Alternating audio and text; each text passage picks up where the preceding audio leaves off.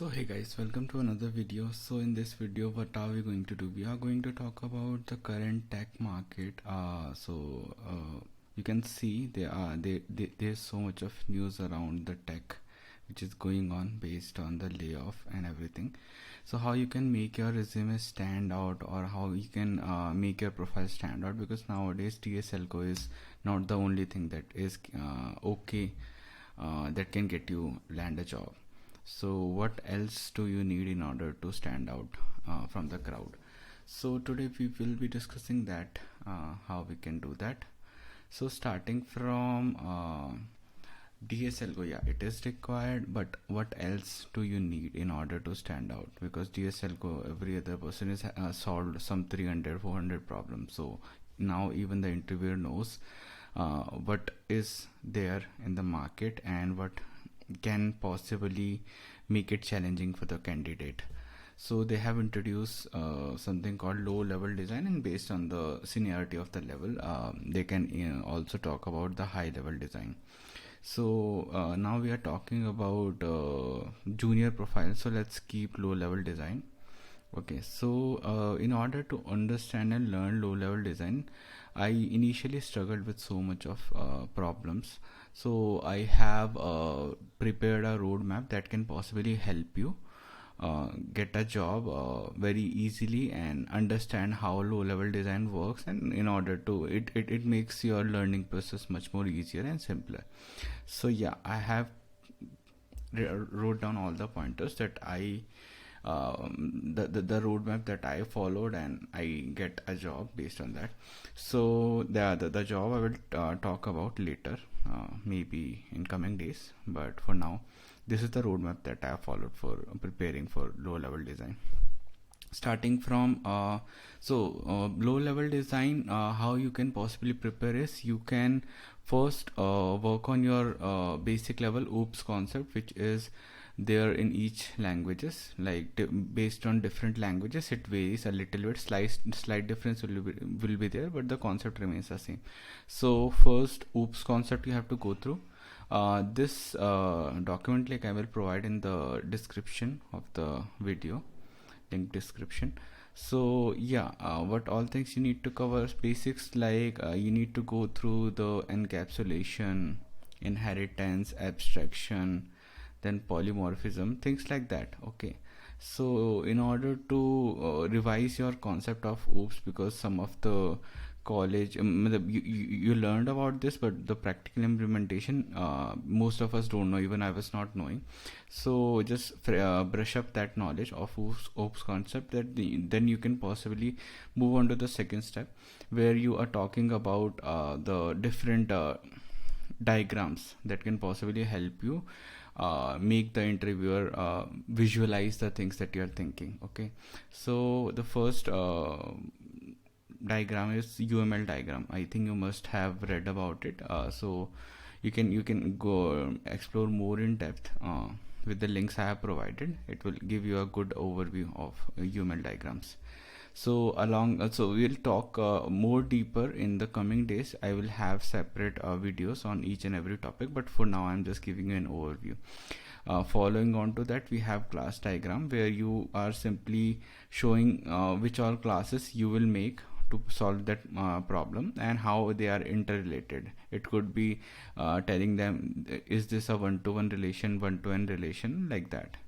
So this link will give you a good overview of how class diagram works and how you can possibly design one. Then moving on, we have sequence diagram.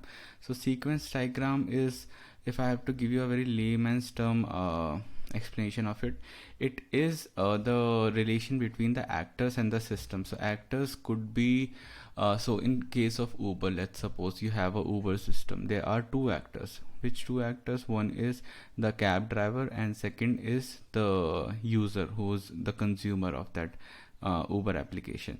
So you can basically have a sequence diagram in such a way that how this actor is interacting with this system and how the control is getting transferred. So for example, we have this where there is this user who is inserting a card to a theater. Okay, he is selecting a date, which date he wants to book the tickets, like movie tickets he want to book, or it could be a book ticket. Okay, sorry, a bus ticket that he is booking. So he can select the date, he will be offered these all seats are available, then he will submit the order.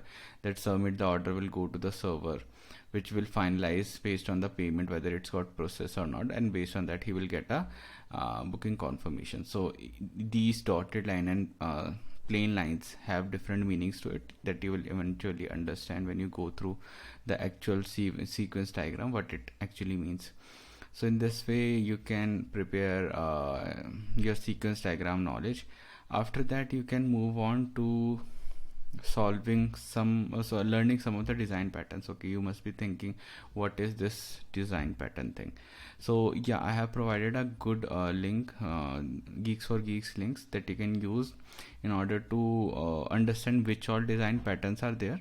And in coming days we are coming up with this playlist that I'm going to cover most of the famous ones that are mostly used, because there are a lot and lot of design patterns. So it's very hard for us to go through each and every one. Just to give you a good overview of why we are using design pattern and what these means.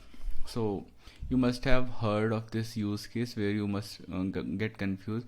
Okay, we are talking about a Book My Show, and Book My Show handles a lot and lot of user concurrent users.